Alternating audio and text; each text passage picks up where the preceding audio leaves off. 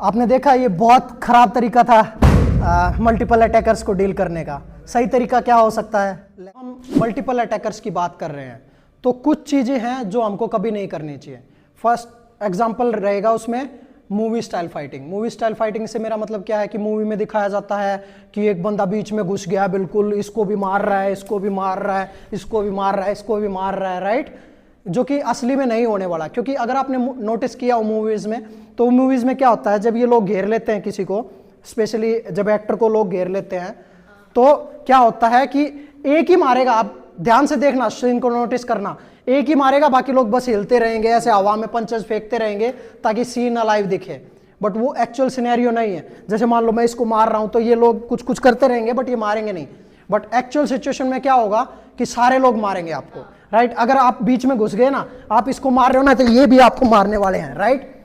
सो वो बिल्कुल भी अच्छा तरीका। सेकंड पॉइंट क्या रहेगा कि इनको अपॉर्चुनिटी नहीं देनी है कि ये आपको ग्रैब कर लें। ओके, आप किसी भी तरीके से अगर इसको डील कर रहे हो, या आपने चांस नहीं देना। हो सकता है एक बंदा मारने आए और बाकी दो आपको पकड़ लें पीछे से, जैसे आपने बहुत बार देखा होगा, है ना?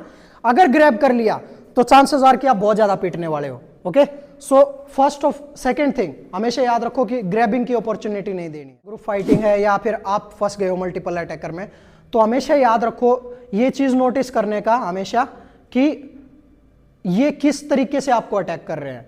जब वो झुंड में आपको घेर रहे हैं ना, तो जैसे मैंने पहले बताया कि बीच में नहीं जाने का। अब उसी चीज को हम ठीक कैसे करेंगे? आपको हमेशा ना इनको चेन फॉर्म में लेके आना है। चेन फॉर्म का मतलब क्या होता है कि आप एक कॉर्नर पकड़ो, कोई भी एक कॉर्नर पकड़ो। जैसे फॉर एग्जांपल अगर मैं इस सिचुएशन में फंसता हूं तो मैं बीच में जाने की जगह मैं क्या करूंगा, एक को पकड़ूंगा, ओके, इसको मारूंगा और इसको इनके सामने रखूंगा, क्योंकि आओ अटैक करने आओ मेरे को। सी, अब ये सारे मेरे तक नहीं पहुंच सकते हैं, राइट?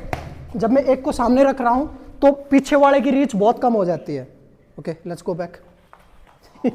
जब मैं एक को पकड़ रहा हूं तो इसको मैं एज ए शील्ड भी यूज कर सकता हूं अपने सामने, ताकि दूसरों के अटैक से मैं बच पाऊं। क्योंकि मैं इसको एज ए शील्ड यूज कर रहा हूं तो जितने भी लोग हैं उनके अटैक्स मेरे तक अच्छे से पहुंच नहीं पाएंगे। एट द सेम टाइम मैं जब इसको मार रहा हूं तो मैं इसको मूव करके फिर मैं दूसरे पे भी जा सकता हूं, उसको मैं शील्ड यूज कर सकता हूं। सो बेसिकली हमको क्या करना है, हमको सर्कल के बीच में कभी भी नहीं जाना है, हमको एक कॉर्नर पकड़ना है। उससे क्या होता है कि ये एसेंशियली एक टनल टाइप हो जाता है, जो कि line type. So for example इसको ऐसे समझने की कोशिश करो डिटेल में। अगर मैं यहाँ पे खड़ा हूं तो यहाँ पे कितने मुक्के मेरे को एक साथ लग सकते हैं? 5 लोग हैं तो 10 लग सकते हैं, या 5 तो लग ही सकते हैं, राइट? है ना? बट अगर सब एक लाइन में हो जाए, जब ये लाइन फॉर्म में आ गए समझाने के लिए, तो अगर मैं अभी इसको मार रहा हूं तो पीछे वाले का पंच पहुंच सकता है मेरे तक? नहीं, राइट? सेकेंड लास्ट तिलक नहीं, इसका भी नहीं, राइट? इसका में भी पहुंच जाए। सो यहाँ पे मैं कंपेरेटिवली बहुत ज्यादा सेफ हूं इंस्टेड ऑफ सबके बीच में होने से। सो हमेशा एक कॉर्नर को पकड़ो और वहां से अपनी फाइट स्टार्ट करो। सो मैं इसको पकड़ूंगा, मैं इसको मारूंगा, अपने सामने शील्ड रखूंगा, है ना? जब मैंने इसको अच्छे बड़ा डैमेज दे दिया तो मैं इसको साइड करके, हो सकता है मैं दूसरे पे जाऊं, है ना? और उसको कीप मूविंग अराउंड। ये देखो हमेशा कि तुम अपने आप को ठीक से शील्ड कर पा रहे हो कि नहीं। मोस्ट इंपॉर्टेंट थिंग, सबसे ज्यादा जरूरी चीज, कि फर्स्ट ऑफ ऑल बचना है लड़ाई से। हम हमेशा, जैसे हमने लास्ट टाइम डिस्कस किया था, ये 2 मिनट की ईगो के चक्कर में बहुत ज्यादा डैमेज हो जाता है, आपको भी, आपकी फैमिली भी सफर करेगी एंड ऑल। सो जब भी अपॉर्चुनिटी हो, सेम थिंग हमने गर्ल्स सेल्फ डिफेंस वाले में भी डिस्कस की थी, कि अगर आप भगवान ना करे ऐसी सिचुएशन में फंस चुके हो और कोई रास्ता नहीं है अभी आपके पास, तो आपको हमेशा सबसे बेस्ट तरीका एक ये हो सकता है, क्योंकि जब तक आप ट्रेंड नहीं हो ना, चांसेस आर कि पीछे हमने जो बताए वो चीजें आप अच्छे से कर नहीं पाओगे। क्योंकि जब तक आप 2-3 साल से कम मुए थाई, बॉक्सिंग, जित्सु, रेसलिंग ये चीजें ट्रेन नहीं कर रहे हो, चांसेस आर कि आपकी बॉडी वो टेक्निक को रिकॉल नहीं कर पाएगी। डजंट मैटर कि मैं कितना भी अच्छे से आपको समझा लूं। तो उससे बेस्ट तरीका हमेशा ये है कि लड़ाई को टालने की कोशिश करो। अगर हम टाल नहीं सकते हैं तो वहां से भागने की कोशिश करो। यहाँ पे अगर मैं ऐसी सिचुएशन में फंस चुका हूं, मैं बात करने की कोशिश करूंगा, अवॉइड करने की सिचुएशन कोशिश करूंगा।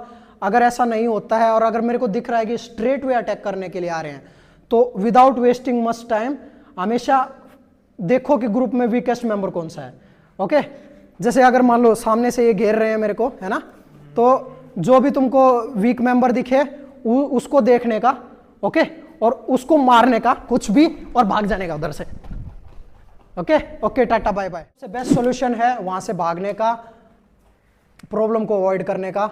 कोशिश करो कि without taking much damage situation resolve हो जाए किसी भी तरीके से। ये खाली थोड़ी देर का ईगो बूस्ट होता है, कुछ नहीं होता है। इसके वजह से ना बहुत चीज़ें मुश्किल हो सकती है आपकी लाइफ में। तो हमेशा ऐसी सिचुएशन से निकलने की कोशिश करो, उसको अवॉइड करने की कोशिश करो। अगर आपको स्टिल कोई डाउट पैदा होता है या कोई सजेशन है, let us know in the comment and subscribe the channel. और मिलते हैं नेक्स्ट वीडियो में, जब तक नमस्ते।